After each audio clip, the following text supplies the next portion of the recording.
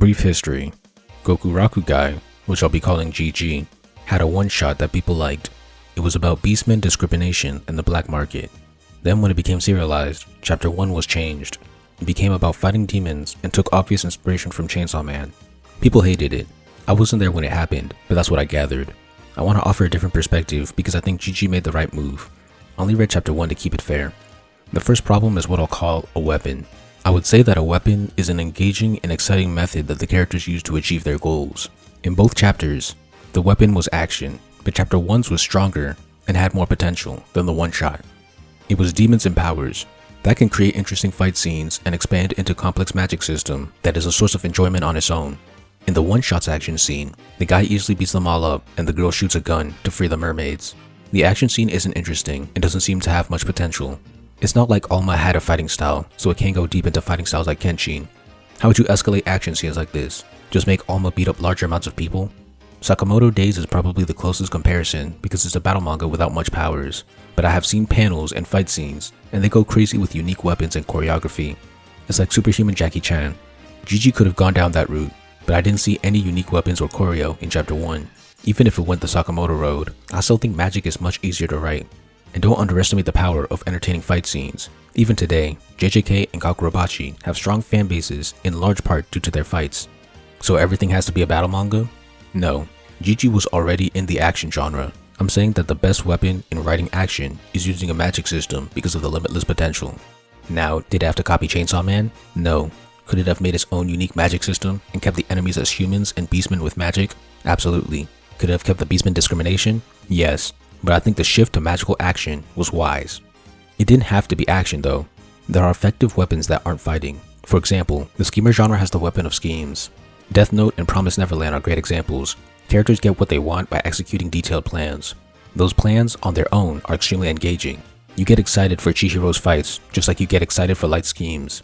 The help genre also has its weapon, and is helping other people. Stories like Monogatari, Rascal, and Yamada and the Seven Witches all use the hero helping a character with their supernatural problem as a weapon. The sports genre obviously has the weapon of sports matches. Every arc, Light and Emma hatch at least one clever plan.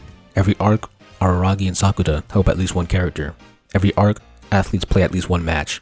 Having a reusable weapon ensures engagement and entertainment in each arc. It also brings a form of consistency. Imagine a story without a consistent weapon. In my movie, the hero has a goal. First he has to play a 1v1 in basketball to get to the next step. Then he has to help a girl with a supernatural problem. Then he has to come up with a scheme to fake his death. Then he has to fight the final boss with recently acquired magic. That might sound interesting to some, but it's very messy. And writing a battle manga like that sounds disastrous from a business perspective. With all of that said, which weapon do you think has a higher ceiling for entertainment? GG's one-shot or GG's first chapter? I say the first chapter. I can't imagine many people rereading the fight scene from the one-shot or actually going back to the one-shot just for the fight. I can imagine that for chapter 1 though. Weapon connects back to formula. If a story has a recyclable weapon, it makes it easier to have a formula for your story. Maybe you think every story doesn't need a formula. I agree, but A is easier to write. Why does that matter? Because manga schedules are brutal and don't provide artists with enough time to come up with a story. If you have a formula, it's easier to improvise or plan ahead. If it was a TV show or a movie, it'd be different because I believe they have more time to write and are allowed to delay schedules. And then B, most manga do this. It doesn't matter if you like One Piece, Death Note, FMA, or Nisekoi. These stories have formulas that they rely on, so having a formula isn't a bad thing despite the negative stigma it receives. With chapter 1's formula, it could easily copy the main battle manga formula. Each arc introduces a new demon and new powers and ends with a cool fight. You could easily throw themes into the fights by having the combatants hold opposing beliefs. That could extend into character arcs and the fights. You could even stretch out the fights for more entertainment or to stall so you can plan ahead.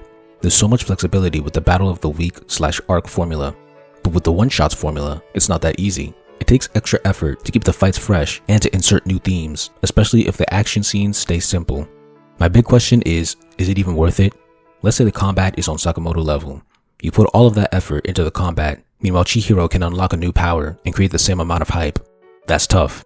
There's nothing the one-shot's formula can do that chapter 1's formula can't. I believe simply adding a magic system to the one-shot would have been the maximized solution, but I'm not mad at the decision that was made. In conclusion, I get it. Not everything is about minimizing input and maximizing output.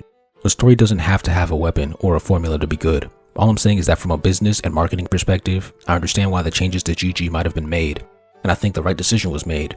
Chapter 1 has more potential for serialization and a long story. However, that doesn't justify copying Chainsaw Man so blatantly.